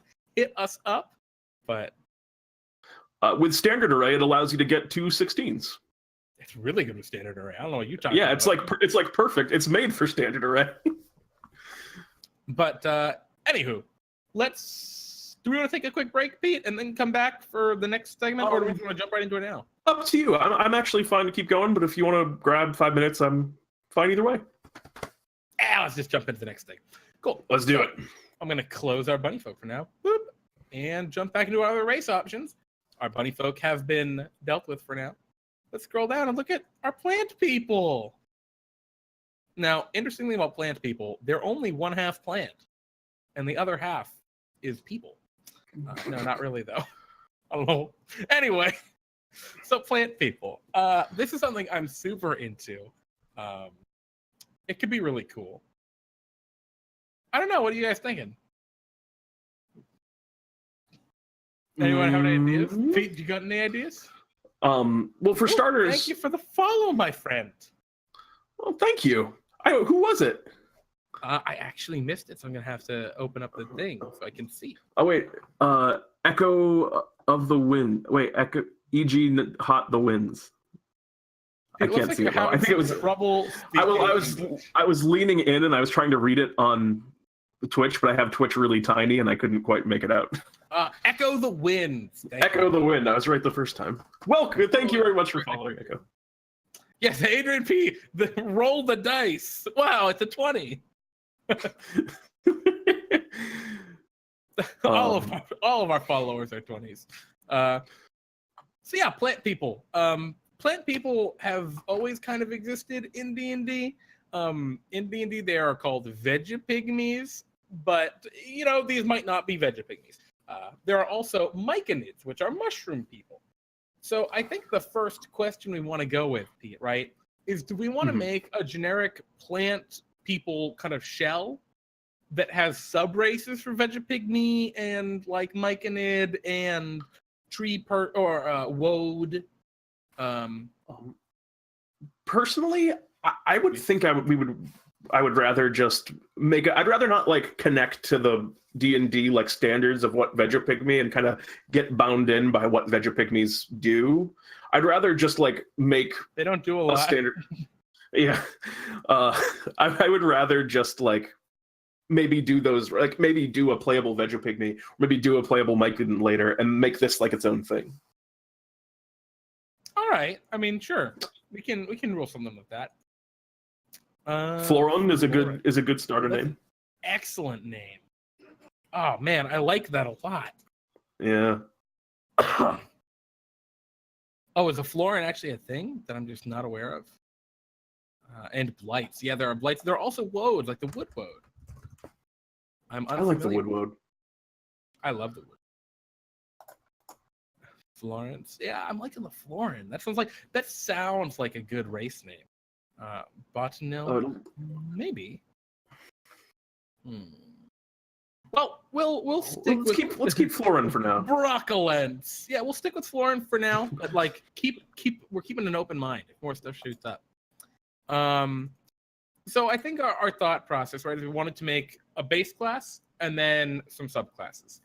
Or not class, a base race and then some sub races of other dryads and homidrides. Oh shit, yeah. So that's another thing, right? Dryads. Well, anyway, we want to build a base race and then sub races for it. So part of the thing we need to consider, right, is how much oomph we're going to put on the base race versus the sub races. And I think before we even try and start digging into these, right, we need to look at some races and sub races to see, generally speaking, how those work. And I think you might be surprised when you're actually looking at it, because I looked at this a little bit earlier. I think the quintessential one to start off with is the dwarf, and then we'll jump to the elf and look at that as well. So, good pick. We have two base dwarf races. I'm not going to look at the Dergar for this for now, because they are a monstrous race. Or they aren't monstrous, but like they're monstrous. They're bad guys. So let's look at here. What do we got? Offer some good ideas. Yeah, maybe. So dwarves, right? They have the same speed. Cool. All dwarves have the same speed. They have different ability scores. That's a really important thing to know. We can have different ability scores for sub races. Note their first ability score is always the same, but usually a sub race will have an additional bonus. So we're gonna have to figure out what the base ability score for plant people is gonna be. I'm thinking Constitution maybe. Yeah, my first thought was either Wisdom or Constitution. Michael Pebbler 69. Thank you for following. We appreciate your support. Thank you. Halfling demeanor. Well, we're gonna get to demeanor and oh gosh, vulnerability to fire and slashing. I don't know. We'll think about this kind of stuff. I'm thinking con. Con's probably, it makes sense as a baseline. I don't think anything else really does. You don't think strength, dexterity, wisdom. Like I said, I think you could make a case for wisdom, but I don't know about intelligence. Yeah. Maybe like the flower people I could imagine with charisma, but yeah, that sounds like a sub thing. So I think we're looking at con. So let's actually, I jump over to my Plantfolk subrace thing template here, and actually I'm gonna boost these up so you guys can hopefully actually read it this time. I want to put that at 18. Oh my gosh, I didn't put it at 18. That's too big. Okay, so we're gonna put it at con, and we're gonna just keep this other one as just kind of highlighted because it's a subrace. And I'm going to write Plantfolk here. Plantfolk or Florin. So actually, let's call them the Florin for now. Florin? Okay, I guess Florins are from Starbound. Cool. I'm all right with that. Whatever. I just think the name sounds really good, right? Like it works. It works like a plant race. You know. I don't care. Then we can make D&D steals from everything. Then we can make faunin. I was feeling good about that one. No, I was feeling pretty good about that one. Let's see. Okay, so dark vision all dwarves have. Let's go back to dwarves. All dwarves have dark vision, and all the dwarves are going to have a common resistance. So I think if we give this race any resistances or, God forbid, vulnerabilities, we're going to want to kind of stick with those between all of the subraces. And then we'll look at their abilities. All dwarves have this dumb speed feature. All dwarves have... Sorry for being rude to the speed feature. All dwarves have dwarven resilience. Cool. All dwarves have dwarven combat training. Cool. And if we look at what these features are, speed is not an important feature here. It's negligible. Dwarven resilience, advantage on saving throws against poison and resistance against poison damage. That's a very impactful ability. So they're looking at one very impactful ability right now. Dwarven combat training, like we said before, it gives you proficiencies that you're already going to have if you're going to want to use these weapons, with rare exception. So yeah, low impact, like Pete was saying. Tool proficiency. Now, Pete, they have some new stuff for tool proficiencies, right? In Xanathars. So they're a little higher impact, right? I mean, I guess if you're specifically kind of like your DM is kind of like playing with them and you know about them, I feel like the impact is just very game dependent. And even then, a lot of them are real kind of goofy. Play one of the 9. Yeah. I mean, I don't know. I still think tool proficiency is a ribbon here. Yeah, I'm with you on that. I think that's also kind of a stone cutting. Stone cutting is the definition of a ribbon. Wait, what? I was going to say this is the most important feature in the game. No, it's a ribbon. This is a feature that like is fun when you use it. You're like, my stone cutting feature. Everybody loves stone cutting because like it's so specific and niche, and I love that about stone cutting. And yeah, and those 5 abilities, speed, dwarven resistance, dwarven combat training, tool proficiency, and stone cutting, are the 5 features that the core dwarf race has. And 4 of the 5 of them are ribbons. One of them is pretty impactful, but like 4 of the 5 are completely not counted and relevant at all when you're talking about also dark vision. Oh, and dark vision, which is actually pretty good. But for the most part, we're looking at 4 out of the 6 combined features are really just total ribbons. They're just fluff. And part of that fluff is what ties the subraces together. You can put more power on the subraces because the fluff ties the subraces as one, dwarf. And then, of course, their actual abilities. For the Hill Dwarf, they gain an extra hit point every time they level up. Basically, their hit die is 1 higher. Just strong. It's just good. And the Mountain Dwarf gets an extra +1 to an ability score. Very important. And proficiency in light and medium armor. Light and medium armor, which is not a throwaway proficiency. Well, it depends. There are a lot more situations for it, but it's not great. I mean, if you're going like the barbarian, then it's still just like Oh shit! I love that idea. I'm sorry, Pete. I don't mean to interrupt you. Flannel Pug just gave a really cool idea of medicine proficiency. Growing remedies. Growing herbs out of their skin. That sounds radical. So cool. That almost sounds like its own subrace. Like that seems like could be one of the things like the herbal florin, like the flowering florin, maybe like a tree florin. So yeah, let's look at the elves now, because I think we should also look at the elves, not just one. Once again, we're looking at a bunch of the same stuff. They share one ability score, and they each have a different secondary. I don't have those written down here because I was lazy. Sorry. They share dark vision. They have different speeds. Wood Elf gets a cool feature that gives it a little more speed, which is neat. And then let's look at their abilities. Perception skill. That's useful. That's actually very good. Proficiency. Yep. Advantage against being charmed and can't be put to sleep magically. Cool. Good. I'd say good. I'd say situationally advantage against charms is good. Trance is incredibly flavorful. It feels like it's super impactful, but it really does nothing because your party has to stay and rest for 8 hours unless you're all elves, in which case it still doesn't really impact things really ever. Yeah, you just don't sleep as much. And elf weapon training, super impactful because it gives you the longbow, which is a very powerful D8 ranged weapon. It's hard to get D8 ranged weapons that are good. The crossbow does not compare to the longbow.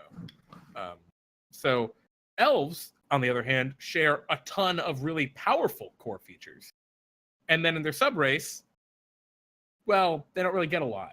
The wood elf can hide in... Sorry, go ahead. I was going to say they get an extra 5 feet of movement. Yeah, they get an extra 5 feet of movement, and they get Mask of the Wild, which allows them to hide. But hide, that's still not great, right? Because the hide action is an action. If you're using the hide action in combat, then you're not attacking or casting a spell or even dodging. It's just like... And that one kind of even out of combat, it's assumed that you're using it to kind of hide from maybe like approaching enemies to like ambush or something, but then you're the only one that can do that, so everyone else is just visible while you're hiding. So it's really, that's a ribbon, I think. It has some uses. You can make it great, but it's really mostly a ribbon. And then the high elf gets a cantrip from the wizard spell list. So in this situation, the different elf subraces there's not a lot that differentiates the subraces. It's the main race where most of the power is. So which direction do we want to go with these Plantfolk, Pete? Do you think we want to go more dwarf, where most of the power is in the subrace, or do we want to go more elf, where they have a more uniform base and then a couple extra little things? I think we probably want to go more dwarf. I think I agree. It seems like, especially if we're going to do, like, for example, like a tree kind of based person and like a flower based person, those two sound like very different in terms of how they'd play. I agree. And actually, another awesome idea coming up from the Flannel Pug: regrow limbs. That sounds terrifying, but hilarious. Yeah, I really like that. That sounds like something that might be on the base. Yeah, that might be fun. Because I don't think in D&D time, it doesn't mean anything. It's just cool. And we're balancing for D&D time, right? Mm-hmm. So it's okay for us to do that. In a long-term campaign, that would actually be potentially very good. But yeah, anywho, where are we at? And yeah, D. Forgotten says Florins might not need sleep, but they can trance and be aware as long as they are rooted in gaining nutrients. Yeah, definitely there's going to be some kind of like photosynthesis tie-in for... and that's probably going to be the core feature that really binds them all as a race. So let's jump into the core racial stuff here. Florins are probably going to have a normal speed, unless we want to make them a little slow for... I don't think so. That was either going to fly or swim. Let me get on the page. Yep. Medium sounds about right to me. What do you guys think in chat? Yeah, medium feels correct to me as well. Reach adulthood by age what? And can live up to what? This is something we'll worry about. Varies very much on the florin, probably. Yeah, super much on subrace, so we'll worry about those later. I'll keep those highlighted, actually. Varies on subrace. Alignment, I pictured, when I think of trees, I think of the tree ents. Yeah, I think of the tree ents from Lord of the Rings. When I think of plant people, I just think of the ents. Florins Neutral. are neutral. So tend towards see, this is a great some great text they use in other races. Tend towards, right? This is the kind of phrasing that you use that's used throughout all the alignment text to kind of you use it in your homebrew to tie it into what the actual content looks like. So tend toward neutrality. Usually preferring not to engage in the grand conflicts of good versus evil and law versus chaos. And law versus chaos. Preferring not to engage in the grand conflicts of good versus evil and law versus chaos. Looks good. I think putting that unprovoked in there is important. Yeah. Because obviously, if they don't want to engage in any of these conflicts, why the hell are they adventuring, right? I need all that gold from my roots. Excuse me. Race. Size. Probably. I think we can just say we'll just varies. Leave it. Same as the age. Yeah. Once we get a little bit deeper in, maybe we can fill these things out better. Mm-hmm. Dark vision. Do we want to give them dark vision? I don't think that should be a core. Yeah, I don't see why they necessarily would have dark vision. I think maybe we can keep that for the fungal variety, maybe? Yeah. That might be cool. Do we want to do fungal variety on these guys? Because I know there's in terms of the actual kind of relationship of them, the plants and the fungus don't necessarily mix together. Do we still want to do that? Different. I think so. In D&D, they are plants, so I think that's fine. I'm pretty sure they're all plants, right? Myconids are plants. And we're going to do a pretty big variety. I think you're right. Yeah, we're going to do a pretty big variety of. That might make sense for the fungals. Maybe they have a limited blind sight. Yeah, blind sight's one of those abilities that's super powerful. If we gave the blind sight of plants. Well, it's interesting to note that the myconids don't actually have blind sight as a plant people, and I don't think vegapigmies do too. Do they? No, they don't. They just have dark vision. Myconids have kind of other weird senses, and the telepathy and stuff between them to kind of know what's going on places. Maybe we should give them the dark vision. I don't know. I'm kind of I don't know. I think not doing dark vision is a good idea. I don't know. It just doesn't seem like something a plant would inherently have to me. And if we do that, maybe we can give them some more power elsewhere, right? Maybe we can give them those extra ability scores, Adrian. Like the dwarf. All right, so we got our florin. We haven't decided on what subrace we're going with because we're just brewing the overall deal. Yeah, we're doing the kind of the baseline. Do we need a table for this? I don't think we're gonna have a table. Nor do I. Damage resistant. We might want to hold on to it. I mean, I guess there was discussion of a damage vulnerability. Have poison. But I don't really want to do a vulnerability personally. No, I don't want a vulnerability either. I get. Yeah, it makes sense. But I think, God, I wish I had. I know the vegapigmies don't have vulnerability to fire. They have actually resistance to lightning for some reason.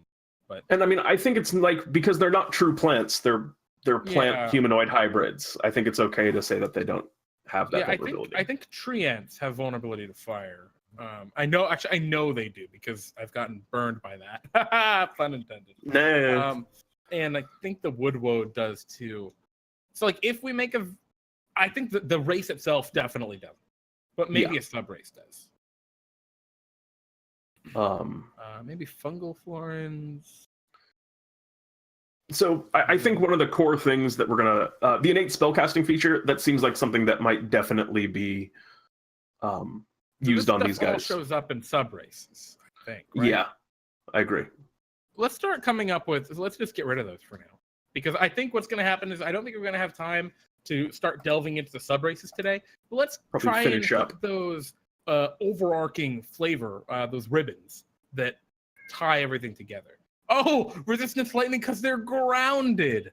Oh my goodness, Hey! that's hilarious! I didn't even think of that. Is that true, or is that something funny pun you've just come up with? I mean, in Pokemon, Venusaur does take reduced damage to lightning, thunder-based attacks, electric attacks. All right. So, if that's an indicator at all, that's how I know all of my science is from Pokemon damage resistances and vulnerabilities. All right. Well, I'm going to jump back to the brainstorming page then, and we can kind of. Well, I think the first thing we're going to probably want to put on is something related to their nature as plants. The fact that they don't need to breathe, maybe. The fact that they are going to, take in sunlight. Sure. Yeah. So maybe, what do we want to call that? Photosynthesis. Maybe it's just called photosynthesis. If nothing else, it's a good. A decent starting spot at the very least. Yeah. Do we want to put everything that is related to being a plant on this one thing? It depends. So let's just start forgetting about like the exact vernacular we want to use. You don't require food. Yep. Do you sleep? That's a really potent feature. Not having to sleep, yeah. So maybe like rest state at night, like trance. We'll put a note. What else? I mean, there could be some kind of. What are you going to say? I was going to say, one of the abilities has the ability to grow own clothes and armor. I loved that idea. That sounds like one of those things that, and maybe we can put limbs on there, right? Like regrowth. Mm-hmm. Maybe that's like a placeholder name is regrowth. Yeah, and I think that's I don't know about growing your own armor, or maybe that's like a thing that one of the sub races could do. Because we also had mentioned like bark armor as a possible thing. So maybe like the tree sub race could grow their own armor, but other ones can't do that. But I think the idea of growing your own clothes, we could put something about the way they're able to kind of. I'd imagine it wouldn't even necessarily be clothes. It would be just kind of like externally changing their appearance to mimic something like clothes. Or were you thinking along the lines of literally growing like clothes that they could like take off? I don't know. I was saying they could just, like they grow natural clothing, like just kind of leaves and stuff. Yeah, I was thinking kind of like leaves. So over the course of a long rest, you can regrow any missing limbs as well as natural clothing or armor. And honestly, it could be a cool idea to give them a natural armor, right? Just bump their base AC up slightly, just so that they have one power feature, really, on their general race. Yeah, that might not be a bad idea. I think natural armor kind of makes some degree of sense. Yeah, I can see it a little bit. It's just what do we put that natural armor at? I mean, the kind of gold standard is 13, but yeah, it's the mage armor. It's a level 1 spell, but it's a very specific level 1 spell, and it only helps if you have dexterity. Not a bad idea. We'll think about it. Maybe not. What else do we need here? Rooted. I think they want something that kind of the photosynthesis, I think, should give them something that directly relates to being in the sunlight. Like if you spend at least 8 hours of a given day in direct sunlight, you do not require food or something. I don't know. We can figure it out. Yeah, tie it in some way. And maybe like the photosynthesis, maybe like the regrowth feature ties into the photosynthesis. I like the idea of like you can't use that if you haven't been getting enough sun. So it's just okay. So over the course, I think that has flavor now. Okay, if you spend a long rest in direct right. Okay. Yeah. If you spend a long rest in direct sunlight, you do not require food for that day.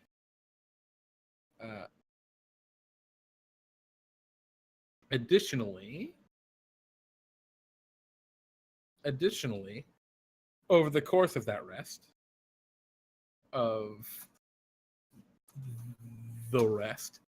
you may choose to regrow any missing limbs as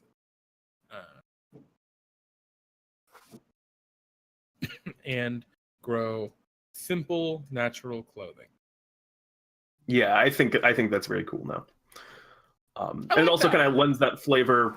I mean, outside of DnDTime, for one thing, I can see this being really cool where like it's rare that they get the opportunity to actually take a rest in daylight because most people want to sleep at night. But I think in DnDTime, since there's always also that kind of downtime between games and you go into adventure, you can just kind of like, for one thing, describe how your clothes have changed and what's like different about you from the sun that you've gotten. You think, Pete, and Adrian just pointed this out in chat, so they have to long rest during the daytime when they want to be out adventuring with everyone else. Yeah. How bad was it? How would it be for short rest? Like, well, actually, honestly, why not even? It doesn't even seem like it needs to be a rest.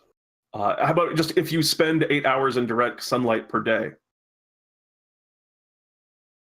All right, but then how the regrowth kind of? And you could put that on just when you rest. But then I guess it doesn't tie in as nicely. Yeah. I mean, the regrowth could just happen. Short rest, honestly. Like, because the reason we were changing everything is to tie the regrowth into the photosynthesis. Yeah. Prevents loss of energy. Oh my goodness, my cat is very angry, everyone. Well, you know what? Let's just give this thing a highlight for now. It's okay, but maybe we can do a little bit more with it with some fresh eyes next time when we look at it. Yep. What else do we got? One of the things we have listed is Druidcraft, Thorn Whip, and some kind of other spells like a Tiefling baseline. That's something I think could totally be applicable across the board. If we want to be their power play. I mean, could we do just Druidcraft? And because I think like giving them just the cantrip Druidcraft as a ribbon would be pretty reasonable, and we could give it to all of them. Yeah, I mean, that's not that... Well, I guess with Druidcraft, it's kind of a ribbon, huh? Yeah, I mean, it's... Like, Thorn Whip, I think, would be, too powerful to give everybody, but... Well, I mean, it just depends on how much power we put on everything else, right? Yeah, At this point, at this stage here, right, not requiring food, regrowing limbs, this is literally 0 in D&D time. At this point, they have a ribbon and that's it. Yeah, that's freesty. Okay to give them... as like a whole, like a tiefling, like, you know what I'm saying? You want to give them the whole suite? I mean, what would we get? Right, it'd be Thorn Whip's a cantrip, isn't it? Thorn Whip is a cantrip. Ah, shit. It'd be Entangle or something. Yeah, no, I'm with you. You'll just do the cantrip. I'm gonna go to the High Elf and look at the text they have for cantrip. I mean, it feels right for. I wouldn't want to put Druidcraft on one person because it feels right that all of these people should be able to like do little Druidcrafty things. The Druidcraft cantrip, and that's it. Cantrip. Maybe we can come up with a better name for that feature besides just cantrip in the future. But for now, whatever. Agreed. Let's see where we're at now. You see, Adrian, Ensnaring Strike is something we could do, but I don't want, especially with a race with a bunch of sub races, I don't want the full race to have like melee ability as part of its core.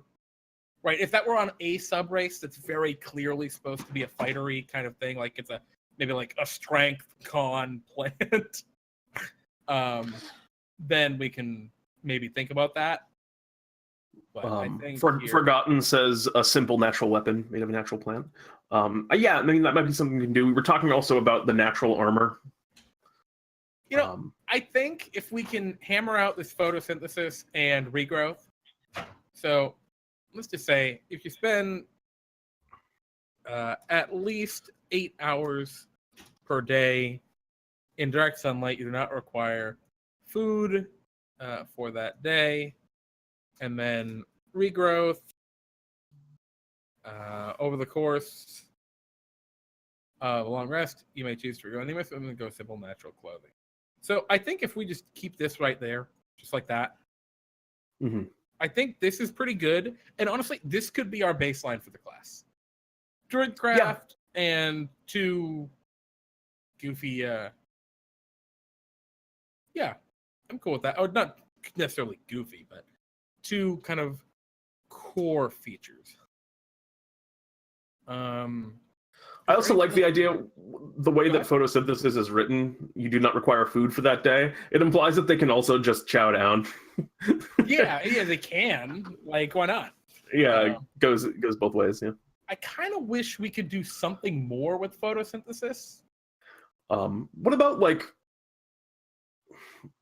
some kind of healing? Just like for every hour they spend in direct sunlight, they gain like a hit point, which I don't know if that's necessarily the best way to do it, but something that, because that feels like what sunlight would do, would be heal them.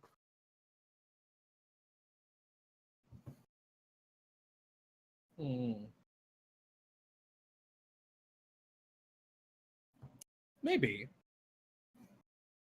It wouldn't be like, that wouldn't be overly powerful, I don't think, either. Healing on short rests. Yeah, okay, so actually, I like this blood deuce. Like, when you take a short rest in direct sunlight and you spend hit dice, you may roll an additional d6 and regain that many additional hit points. Something like Song of Rest from the Bard. Yeah. Might be a cool idea. That was kind of blood deuce's idea, tie in the extra healing on short rest. Excuse me. Yeah, I mean, I think that's pretty good. I think you could definitely like even buff up the power a little bit more if it's going to be on a short rest, since it's a conditional, like kind of niche. You have to be in the exact situation where, and most of the time when you're taking short rests, you probably won't be in that situation. You're in a cave. So that's going to be very niche. You could make that like, I think, give that a pretty good amount of power. Even to your level. Yeah, like. Yeah, I think that's cool. And that's not that impactful. The only issue I'm having right now about photosynthesis, right, is if we do go for like a fungal, like myconid subclass or subrace, it's weird giving them like sun kind of stuff. Yeah, I mean, that's kind of also why I was thinking about wanting to separate the that might fungal just from be the how different we have ones. to do it. A little unconventional. We could give the fungal thing, the fungal options, instead of, like we give them a feature instead of photosynthesis. It's just your photosynthesis functions if you're in a dark, damp area instead of in direct sunlight. I mean, that's not to do that. That's not unheard of. I mean, it's kind of like superior dark vision. Like instead of the dark vision feature, you have this. Like, yeah. Well, the problem I have, the forgotten one about calling it just a different name, is it does stuff with sunlight, and that's the issue we're having. If we make a sub race that's all about living in the dank, dark, underdark, right? It's have them absorb the dead. Oh Jesus. Okay, Brutal. well, let's just say when you take a short rest in direct sunlight, you regain a number of hit points equal to your level. Cool. There's probably a better way to phrase that, but I like it. Yeah, I like it too. I mean, I guess, I don't know, I would kind of like it to be a tiny bit more impactful at low levels, which is like the one hit point, the one extra hit point when you take a short rest at level 1, for example, which I know is not, it's only at level 1, but I mean, maybe we can look at it again next week. Because I think we're getting close to around when we want to wrap up, Yeah, I'm afraid to say twice your level because that would get insane at high levels. Yeah. I mean, we could just do equal to like a D6 plus your level or something like that. But how many long rests are you taking? Well, 1d6, but that's so powerful level 1. D4. That's just kind of weird though. Yeah. Um, if we just make it a D6, it becomes worthless as you level up. If it's just your level, it's not very strong at level 1. And if we do twice your level, well, I mean, honestly, how strong is it really as a D6 plus your level at level 1? It's full health. Yeah, but in the situation. And also you get that in a short rest anyway. It's just you're not using hit dice. Yeah. Okay with that. Yeah, I think that works. I like that a lot. Thank you, Pete, the voice of reason. And T forgotten one, yeah. Wait, no, I already answered the Botanis thing. I'm silly. Scale it with con plus level. I don't know. I think we're stuck a good place with the D6 plus level. I think it's simple enough that way. The less parts, the better. I think this is a pretty good baseline for the Florins. Yeah, so we got. And I think Florin's a very good name. I really like Florin. I really do as well. I think that's really nice. So we've got regrowth, which is a nice ribbon. Photosynthesis, which is half a ribbon, half actually kind of good. And a cantrip, which the droid cast cantrip is a ribbon. Sorry, guys. Bionic Shiba recommended Rooted, where you can take a bonus action to prevent yourself from getting moved by other forces. I'm going to write that down because I think that's really cool. Actually, we already had that on this list from last week. Oh, did we? No. Yeah, Rooted, dig in to avoid knockback and or prone. Oh, cool. Do we want to put that on the main race, or do we want to put that on a sub race? I mean, that sounds like a tree person, right? For the ones I was kind of thinking the same thing. Wooden tree. So actually, I'm going to go back to where we have that here, and I'm going to wood/tree people are rooted, because I think that fits a lot more with because we're going to have flower people in this. Yeah, I can't see a flower people just like, I am resolute. Now I want my flower paladin of destruction. Oh, my oath of conquest flower paladin. Oh my goodness. Anyway, wow, we got a lot of work done today. I'm actually pretty pleased with this. I'm liking where this template is here for the Florin. Me too. I'm surprised. I thought it was gonna be way worse. I felt like garbage when we came. Oh wait, do you want to throw him a language? Do you want to throw him a language? I feel like there's a plant language, isn't there? Primordial, maybe. Yeah. Well, I mean, Sylvan would probably be the one we want. Oh, Sylvan. Yeah, that makes more sense. You know what else? I've been had. You know what else would be really cool? You can't speak, read, or write. Ulysses. Oh boy. Anywho, I think Sylvan's fairy talk. You know what would be a cool thing to give them, just as a back pocket thing, maybe for next week. I would like it if Florins could communicate telepathically with other Florins if they're within 5 feet when they root sync, like the Navi from.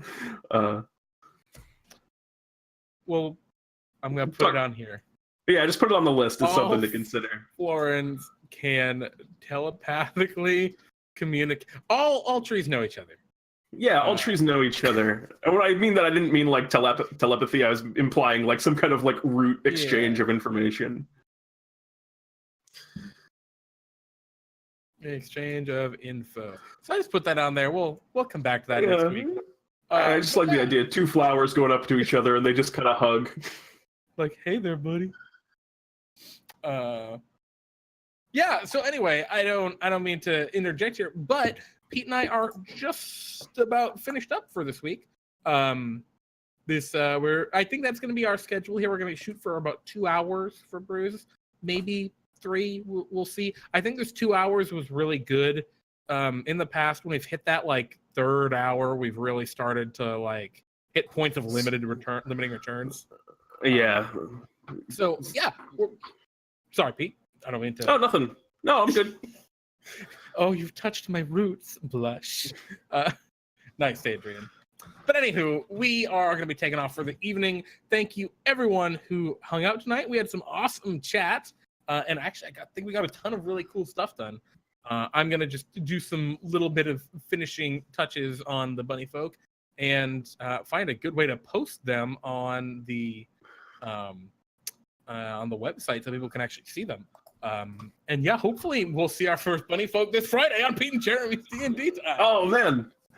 Yeah, Bunnyfolk is like ready to go. Also, I'm going to put this on here just because it's such a good idea. A feature called Bloom. Oh, yes.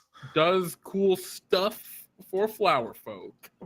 When this race gets finished, Blooddew says, yeah, well, Bloom is going to be a lot more than a minor deity.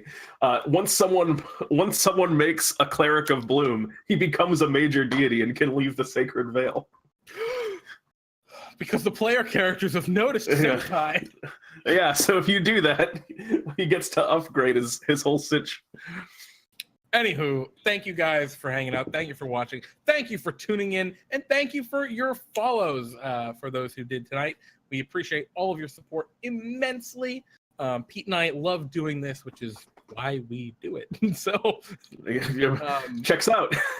Yeah, your support helps us to do it even more. So thank you so much. If you liked what you saw today, tune in next Friday for Pete and Jeremy's D&D time, where hopefully the Bunnyfolk, and well, probably not the Florin. We're going to work on them next week. But yeah, it'll be cool. We'll do some cool stuff with that.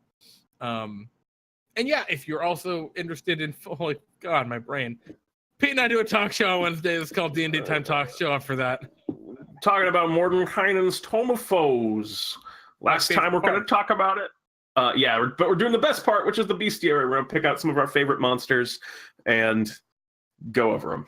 Pete, before we start, I just got to ask you, are you going to do the Obleth, or do I have to do the Obleth? I mean, one of us is going to do it. Okay. I've told you the one that I know that I'm going to do, which I don't want to spoil. Well, there will definitely be an Oblex. So thank you, everyone, for watching. We love you. It's D&D time. Wait, no, it's not. Bye. I'm Pete. And I'm Jeremy. And this is DnDTime Brews.